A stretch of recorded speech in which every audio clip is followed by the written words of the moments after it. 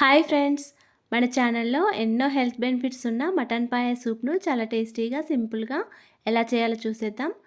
Mutton పాయ soup కోసం ఇక్కడ నేనైతే మేక కాళ్ళను ఒక 4 వరకు తీసుకొని ఇలా చిన్న సైజు ముక్కలుగా కట్ చేసుకొని పెట్టుకున్నాను. ఈ కాళ్ళ బొక్కలను ఒక 2-3 సార్లు శుభ్రంగా వాటర్లో ఉప్పు వేసి కడుక్కోవాలి. తర్వాత ఒక చిన్న మిక్సీ జార్ తీసుకొని అందులోకి 1 టీ స్పూన్ వరకు మిరియాలు, 1 టీ స్పూన్ వరకు ధనియాలు, ఒక 10 వరకు లవంగాలు, కొంచెం దాల్చిన చెక్క ముక్క, 1 టీ స్పూన్ వరకు షాజీరా, ఒక 5 వరకు యాలకులు, ఒక 10 వరకు జీడిపప్పులు వేసుకొని మెత్తగా గ్రైండ్ చేసుకోండి. తర్వాత స్టవ్ ఆన్ చేసుకొని ఒక కుక్కర్ పెట్టుకొని ఇందులోకి ఒక 2 టేబుల్ స్పూన్ల వరకు ఆయిల్ వేసుకొని ఆయిల్ వేడయ్యాక ఒక 2-3 వరకు పచ్చిమిర్చి, ఒక పెద్ద సైజు ఆనియన్ కట్ చేసుకొని వేసుకోవాలి.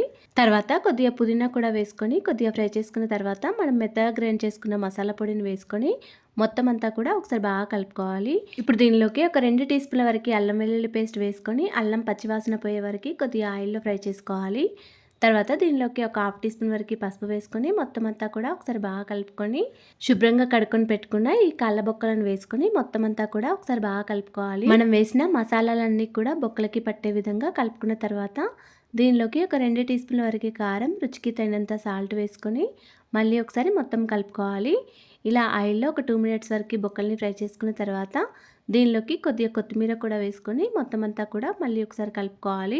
ఇప్పుడు దీనిలోకి ఒక 2 గ్లాసుల వరకు వాటర్ వేసుకొని మొత్తం అంతా కూడా ఒకసారి కలుపుకున్న తర్వాత కుక్కర్ మీద మూత పెట్టుకొని ఒక 6 లేదా 7 విజిల్స్ వచ్చే వరకు ఉంచుకోండి. అంతేనండి, ఎంతో టేస్టీగా సింపుల్గా చేసుకునే మటన్ పాయ సూప్ రెడీ అయిపోయింది. Thanks for watching.